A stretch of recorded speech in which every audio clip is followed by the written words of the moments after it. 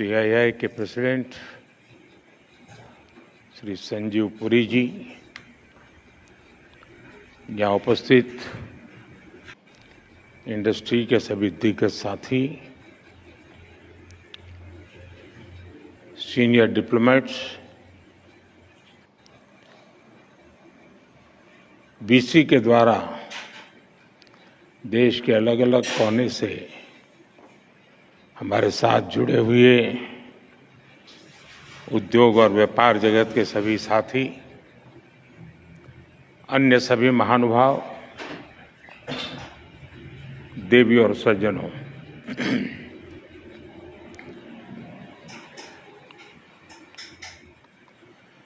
अगर युवाओं की सभा होती तो मैं शुरू करता, हाउ इज द जोश।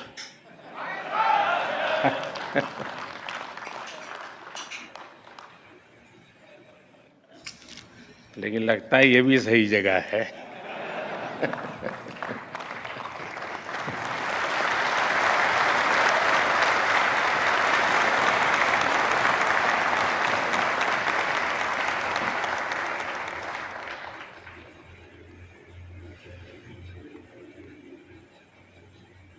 और जब मेरे देश में इस प्रकार से जीवन के हर क्षेत्र में स्थिरता प्राप्त किए व्यक्ति जोश से भरे हुए हो, तो मेरा देश कभी पीछे नहीं हट सकता।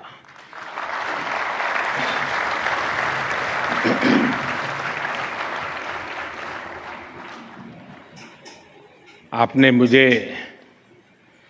इस कार्यक्रम में निमंत्रित किया। मैं सीआईआई का हृदय से आभार व्यक्त करता हूं।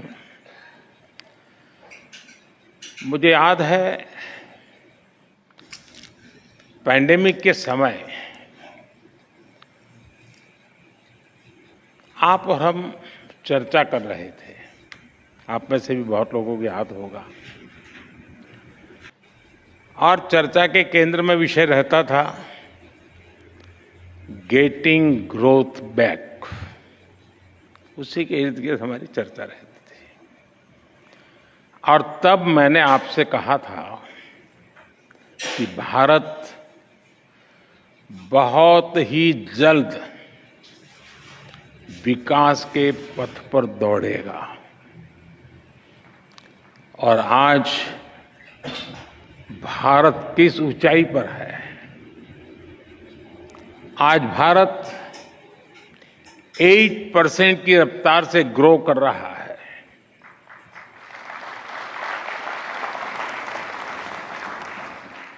आज हम सभी डिस्कस कर रहे हैं जर्नी टवर्ड्स विकसित भारत।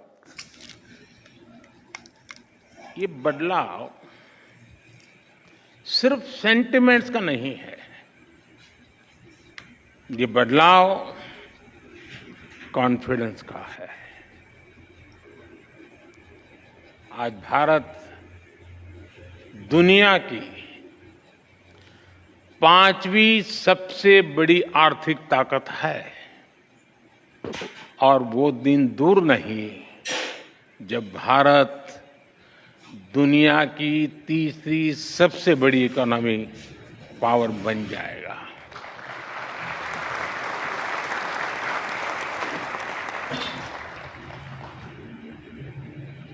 मैं जिस बिरादरी से आता हूं, उस बिरादरी की एक पहचान बन गई है कि चुनाव के पहले जो बातें करते हैं, चुनाव के बाद भुला देते हैं। लेकिन मैं उस बिरादरी में अपवाद हूं। और इसलिए मैं आपको याद कराता हूं कि मैंने कहा था कि मेरे तीसरे टर्म में देश 3रे नंबर की इकोनॉमी बनेगा।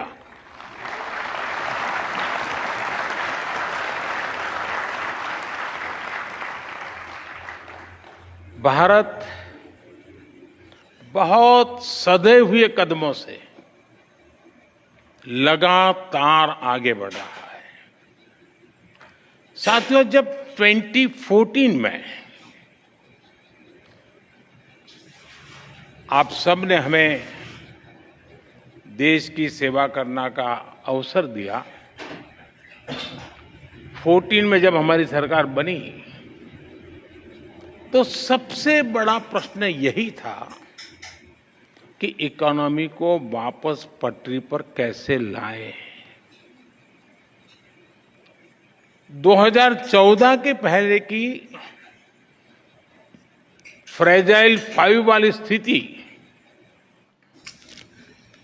और लाखों करोड़ के घोटालों के बारे में यहां हर किसी को पता है। हमारी इकोनॉमी की क्या स्थिति थी, इसकी बारीकियां सरकार ने व्हाइट पेपर जारी करके देश के सामने रखी है। मैं उसके विस्तार में नहीं जाऊंगा, लेकिन मैं आपसे अपेक्षा करता हूं कि आप जैसे लोग, आप जैसे संगठन उस पर जरूर अध्ययन करें, आपके यहां डिबेट करें कि हम कहां खड़े थे और कैसी बीमारियों के शिकार हो गए थे। भारत और भारत की इंडस्ट्री को उस महासंकट से निकालकर हम इस ऊंचाई पर लाए हैं। अभी कुछ दिन पहले ही बजट आया है और मैं देख रहा था, एक अच्छा डॉक्यूमेंट आपका बना है, मैं अभी देख रहा था, मैं जरूर अध्ययन करूंगा उसका।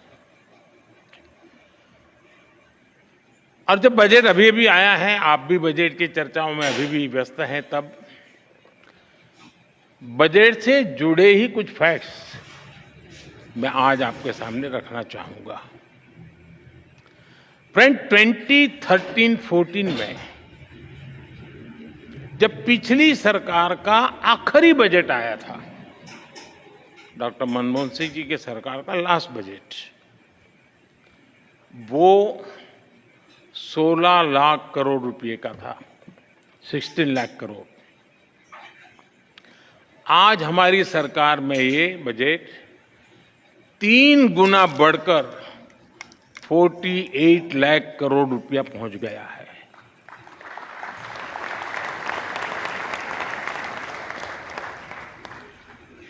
कैपिटल एक्सपेंडिचर, जिसे रिसोर्स इन्वेस्टमेंट का सबसे बड़ा प्रोडक्टिव माध्यम कहा जाता है, और उसका आंकड़ा बहुत ही इंटरेस्टिंग है। 2004 जब अटल जी की सरकार गई, 2004 में यूपीए सरकार की शुरुआत हुई और यूपीए सरकार के पहले बजट में कैपिटल एक्सपेंडिचर करीब 90,000 करोड़ रुपए था, 90,000 करोड़ रुपीस। 10 साल सरकार चलाने के बाद, यानी 2014 में यूपीए सरकार का 10वां वर्ष था, अपने कैपिटल एक्सपेंडिचर का बजट 2 लाख करोड़ रुपए, 2 लाख करोड़ रुपए तक पहुंचा पाई थी, यानी 90,000 से 2 लाख करोड़। और आज कैपेक्स 11 लाख करोड़ रुपए से भी ज्यादा है।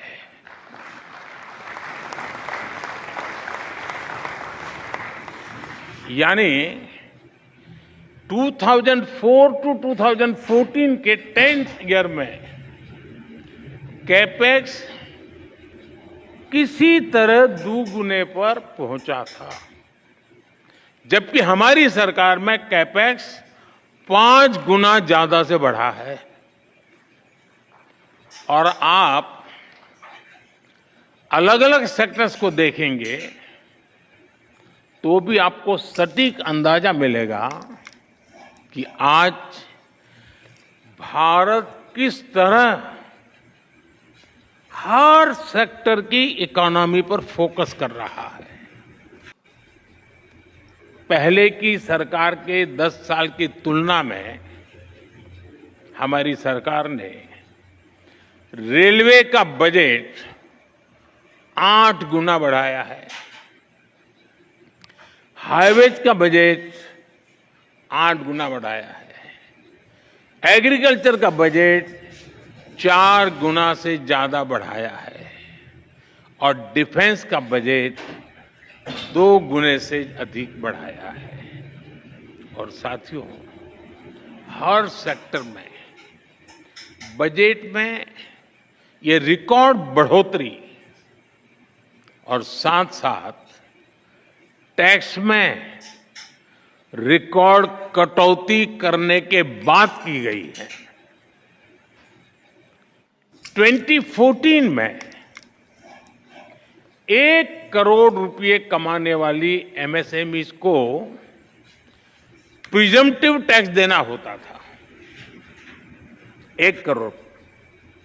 अब 3 करोड़ रुपए तक की आय वाली एमएसएमईज भी इसका लाभ उठा सकती है।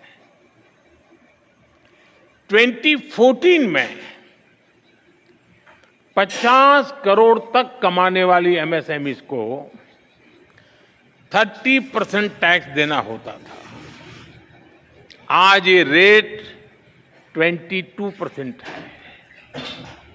2014 में कंपनियां 30% कॉर्पोरेट टैक्स देती थी। आज 400 करोड़ रुपए तक की आय वाली कंपनियों के लिए रेट 25% है। और फ्रेंड्स, बात सिर्फ बजट एलोकेशन बढ़ाने या टैक्स कम करने की नहीं है, बात गुड गवर्नेंस की भी है।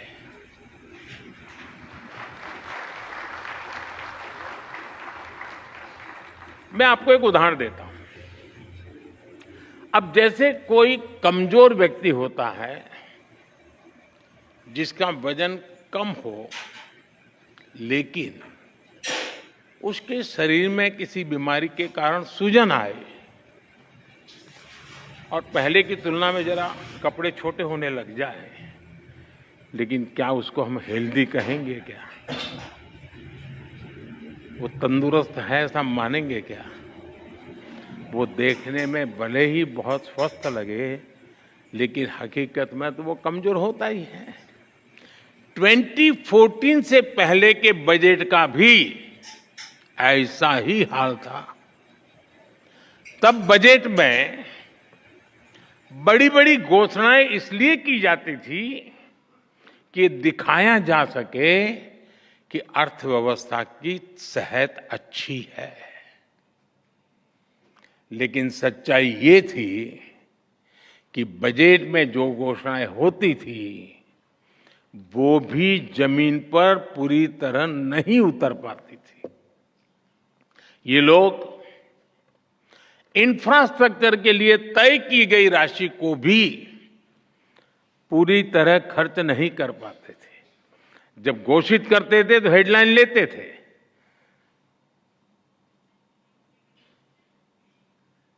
शेयर मार्केट में भी शायद थोड़ी दिखाई देता होगा।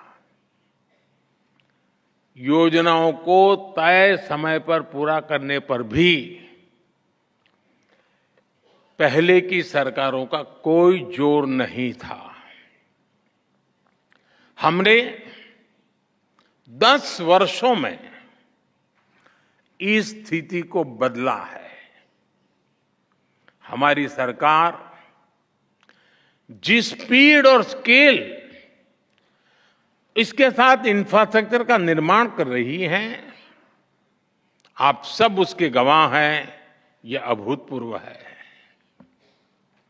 साथियों, आज हम जिस दुनिया में रह रहे हैं वहां बहुत सारी अनिश्चितताओं से भरी हुई है। और ऐसी दुनिया में भारत जैसी ग्रोथ और स्टेबिलिटी होना एक्सेप्शन है। ऐसी अनिश्चितता के समय में भी भारत के फॉरेन एक्सचेंज रिजर्व्स में अच्छी खासी वृद्धि हुई है। आज जब सारे देश लो ग्रोथ या हाई इन्फ्लेशन से जूझ रहे हैं, उन परिस्थितियों में भारत हाई ग्रोथ और लो इन्फ्लेशन वाला इकलौता देश है। इतनी बड़ी महामारी के बावजूद भारत का फिस्कल प्रूडेंस पूरी दुनिया के लिए रोल मॉडल है। Global good and service export में भारत का कंट्रीब्यूशन लगातार बढ़ रहा है। ग्लोबल ग्रोथ में आज भारत का शेयर 16% हो गया है। और आप ध्यान दीजिए, भारत ने ये ग्रोथ तब हासिल करके दिखाई है जब पिछले 10 साल में इकोनॉमी को झटका देने वाले अनेक संकट आए। हमारे कार्यकाल में ये भी एक मुसीबत रही। 100 साल की सबसे बड़ी पैंडेमिक, दुनिया के अलग अलग देशों में युद्ध की स्थिति, भारत में बड़ी बड़ी प्राकृतिक आपदाएं, कभी साइक्लोन, कभी सूखा, कभी भूकंप। हमने हर संकट का मुकाबला किया, हर चुनौती का समाधान किया। अगर ये संकट न आते तो भारत जहां आज पहुंचा है उससे भी कहीं अधिक ऊंचाई पर होता। और ये मेरा विश्वास, मेरे अनुभव के आधार पर मैं कह रहा हूं।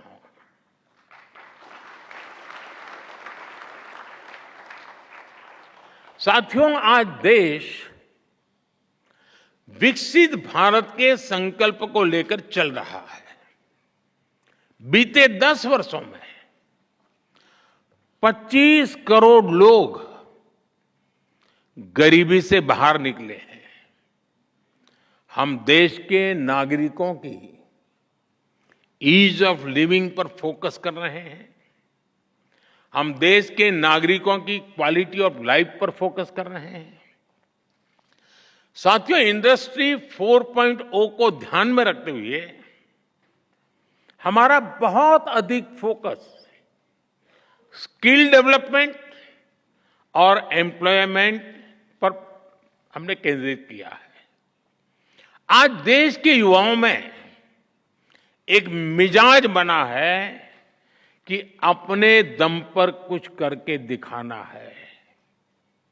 इसमें मुद्रा योजना हो, स्टार्टअप इंडिया अभियान हो, स्टैंड अप इंडिया हो, युवाओं की बहुत मदद कर रही है। मुद्रा योजना से लगभग मदद लेकर के 8 करोड़ से ज्यादा साथियों ने पहली बार कोई बिजनेस शुरू किया है। देश में आज करीब 1,40,000 स्टार्टअप्स हैं और इनमें लाखों युवा काम कर रहे हैं, नए नए साहस कर रहे हैं। इस बजट में भी जिस 2 लाख करोड़ रुपए के पीएम पैकेज की घोषणा हुई है, चारों तरफ उसकी वाहवाही हो रही है, खूब प्रशंसा हो रही है। इसका सीधा लाभ 4 करोड़ से अधिक युवाओं को मिलने का। ये पीएम पैकेज होलिस्टिक और कॉम्प्रिहेंसिव है। ये टुकड़ों में नहीं है, ये इंटरलिंक है, एंड टू एंड एक सॉल्यूशन है। इसका विजन स्पष्ट है। भारत की मैन पावर ग्लोबली कॉम्पिटिटिव हो, भारत का प्रोडक्ट ग्लोबली कॉम्पिटिटिव हो, और सिर्फ क्वालिटी नहीं बल्कि वैल्यू की दृष्टि से भी वो कॉम्पिटिटिव हो। हमारे युवाओं की स्किल बढ़े, उनका एक्सपोजर बढ़े, उन्हें आसानी से रोजगार मिले, इसके लिए हम इंटर्नशिप स्कीम लेकर आए हैं। एम्प्लॉयमेंट जनरेशन करने वाले आप जैसे जो लोग हैं, उनको लार्ज स्केल पर इंसेंटिव मिले, इसका भी हमने ध्यान रखा है। इसलिए ही सरकार ने ईपीएफओ कंट्रीब्यूशन में इंसेंटिव की घोषणा की है। साथियों, हमारी सरकार का इंटेंट और कमिटमेंट एकदम साफ है। हमारे डायरेक्शन में कोई डायवर्जन नहीं है। चाहे नेशन फर्स्ट ये हमारा कमिटमेंट हो, चाहे $5 ट्रिलियन इकोनॉमी का संकल्प हो, चाहे सैचुरेशन अप्रोच को हम अचीव करने का इरादा लेके चले हो, चाहे जीरो इफेक्ट जीरो डिफेक्ट की बात हो, चाहे आत्मनिर्भर भारत का हमारा दृढ़ संकल्प हो, चाहे विकसित भारत के विराट संकल्प के लिए हमारी लंबी दौड़ हो, हम इसके लिए पूरे फोकस के साथ काम कर रहे हैं। हम योजनाओं को निरंतर विस्तार देते हैं, उनकी प्रोग्रेस की समीक्षा करते हैं।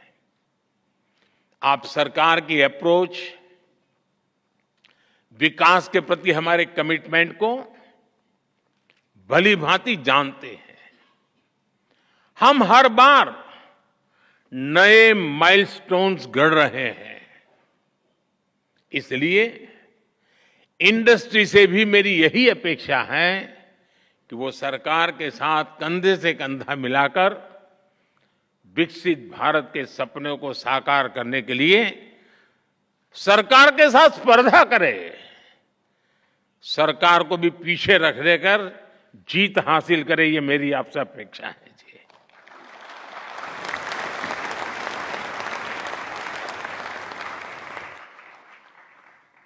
पीएम पैकेज की घोषणाएं, ये हम दोनों, चाहे सरकार हो या इंडस्ट्री, ये हमारा साझा दायित्व के रूप में हमें तेज गति से आगे बढ़ाना है।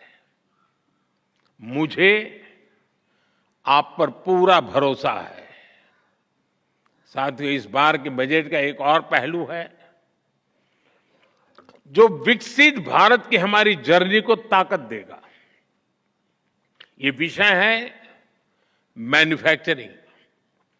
आप सभी ने देखा है कि 10 साल में भारत का मैन्युफैक्चरिंग इकोसिस्टम कैसे ट्रांसफॉर्म हुआ है। हमने मेक इन इंडिया जैसा महत्वाकांक्षी अभियान शुरू किया। हमने अनेक सेक्टर्स में एफडीआई नियमों को सरल किया। हमने मल्टी मॉडल लॉजिस्टिक पार्क बनाए। 14 सेक्टर्स के लिए पीएलआई स्कीम्स लॉन्च की।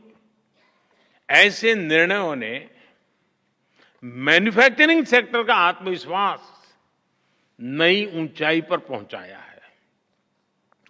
अब इस बजट में देश के 100 बड़े शहरों के पास investment ready plug and play industrial park बनाने की घोषणा हुई है।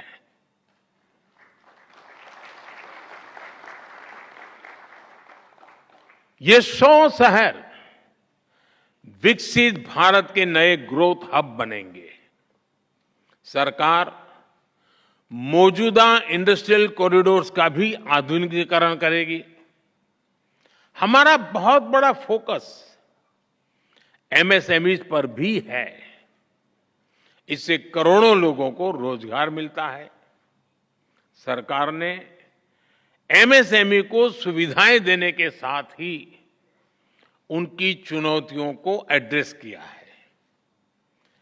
एमएसएमईज को जरूरी वर्किंग कैपिटल और क्रेडिट मिले, उनके कंप्लायंस बर्डन और टैक्सेस कम हो, उनकी मार्केट एक्सेस और संभावनाएं बेहतर हो, एमएसएमईज का फॉर्मलाइजेशन हो। इसके लिए 2014 से ही हमने लगातार काम किया है। इस बजट में भी एमएसएमई के लिए नई क्रेडिट गारंटी स्कीम लॉन्च की गई है। साथियों, जब बजट आता है तो उसके बाद अक्सर चर्चा कुछ प्रमुख बातों के इर्द गिर्द ही सिमट जाती है और ज्यादातर तत्कालीन चर्चा मीडिया ड्रिवन होती है और वो भी एजेंडा के तहत ड्रिवन होती है। जब शांत वातावरण होता है तब जाकर के स्थितियां की तरफ नजर गहराई से जाती है। कई बार संबंधित इंडस्ट्री या फिर एक्सपोर्ट्स वे भी थोड़ा बहुत उनका ध्यान जाता है, उसकी बात करते भी है, लेकिन बजट की ऐसी बातें मुझे लगता है कि हर क्षेत्र में बार बार दोहराना जरूरी है।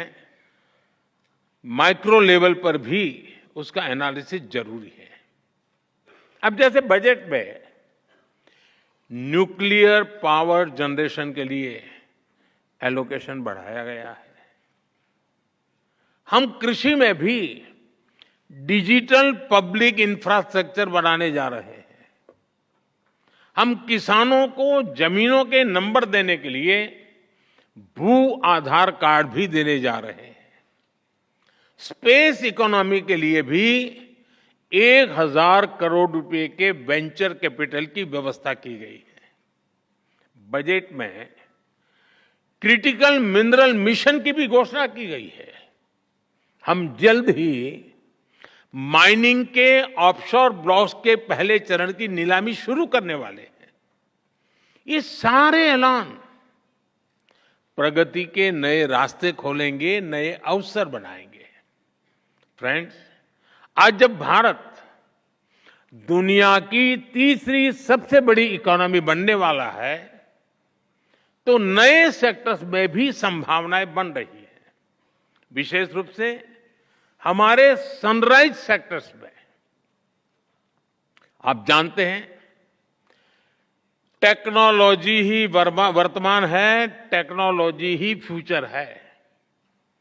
आज जो भी देश सेमीकंडक्टर वैल्यू चेन में अपनी जगह बनाएगा वो भविष्य में बड़ी भूमिका में रहेगा और इसलिए हम भारत में इस इंडस्ट्री को आगे बढ़ा रहे हैं। इसी तरह हम इलेक्ट्रॉनिक्स मैन्युफैक्चरिंग को भी एनकरेज कर रहे हैं। आज मोबाइल मैन्युफैक्चरिंग रिवॉल्यूशन का दौर है। एक जमाने में जो भारत मोबाइल फोन्स को इंपोर्टर था, वो आज दुनिया के टॉप मोबाइल मैन्युफैक्चरर और एक्सपोर्टर में स्थान ले चुका है।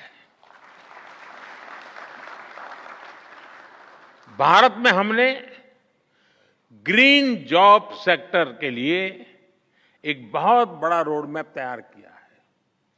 हम ग्रीन हाइड्रोजन, इलेक्ट्रिक व्हीकल्स, ऐसे अनेक सेक्टर्स को आगे बढ़ा रहे हैं। अब पीएम सूर्यघर योजना, ये इतनी बड़ी योजना है, इतने वेंडर्स की जरूरत है और सरकार एक एक घर को 75,000 रुपया देने वाली है। ये अपने एक बहुत बड़ा रिवॉल्यूशन होने वाला है। इस बजट में क्लीन एनर्जी के लिए उठाए गए कदमों की खूब चर्चा हो रही है। आज के दौर में एनर्जी सिक्योरिटी और एनर्जी ट्रांजिशन दोनों ही इकोनॉमी और इकोलॉजी के लिए इतने ही महत्वपूर्ण है।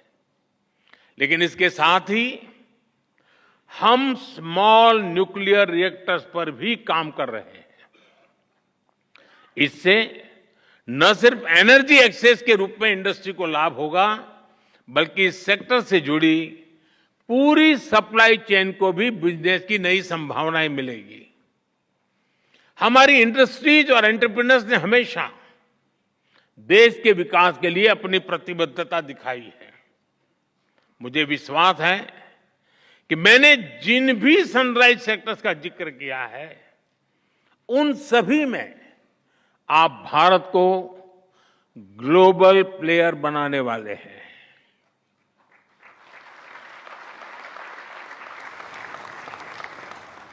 और ये मेरे लिए ग्लोबल प्लेयर शब्द भर नहीं है जी, मैं साफ मानता हूं मेरा देश ग्लोबल प्लेयर बनेगा।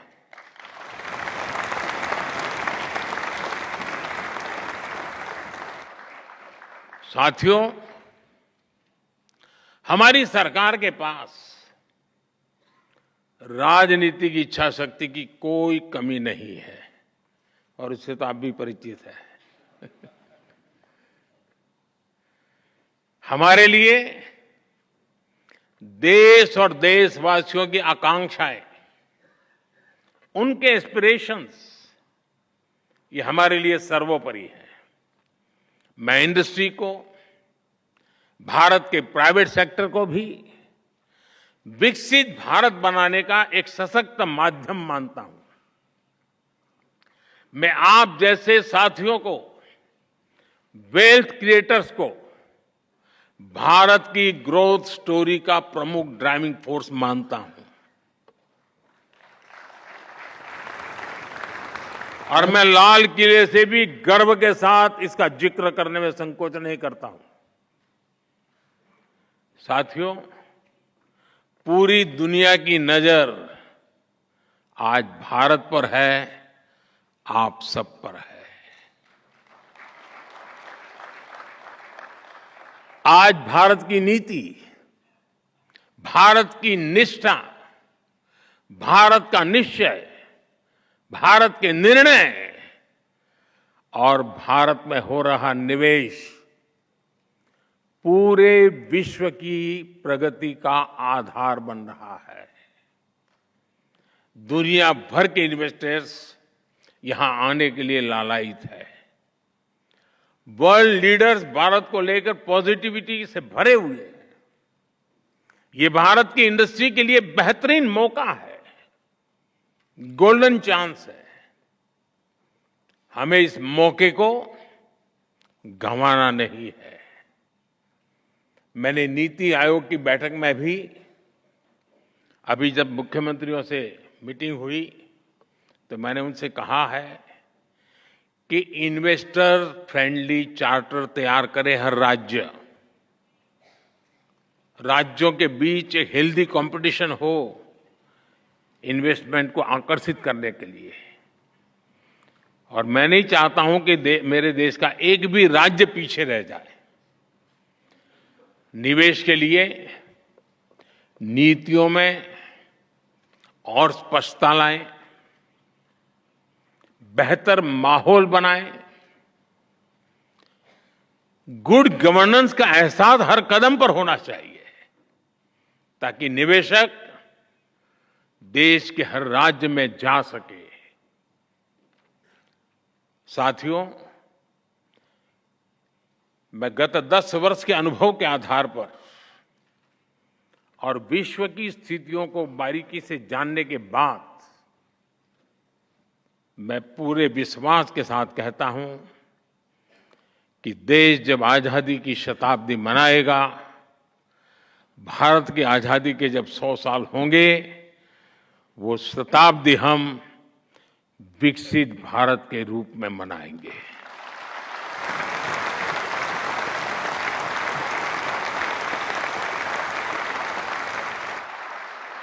हम गरीब देश के रूप में आजाद हुए थे, हम लूट चुके थे। दुनिया में जो कोई भी लूटना चाहता था, लूट रहा था। आखिरी मोमेंट तक लूटे गए थे। और फिर हमने हमारी यात्रा शुरू की थी। 100 साल के भीतर भीतर सारे अवरोधों को पार करते हुए, संकल्पों को चरितार्थ करते हुए शताब्दी विकसित भारत की मना करके ही रहेंगे। हम रहे न रहे, हमारी पीढ़ियां आने वाली विकसित भारत को गर्व से जिए, ये सपने लेकर चलना है।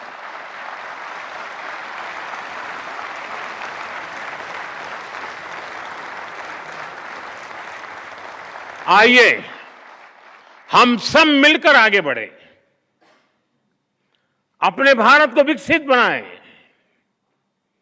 और इस संकल्प को सिद्धि पर ले जाने के लिए जीवन का अपने पास ईश्वर ने जो भी दिया है उसका उत्तम से उत्तम हम समाज को, देश को फिर से अर्पित करें। इसी एक भावना के साथ आप सभी को बहुत बहुत शुभकामनाएं, बहुत बहुत धन्यवाद।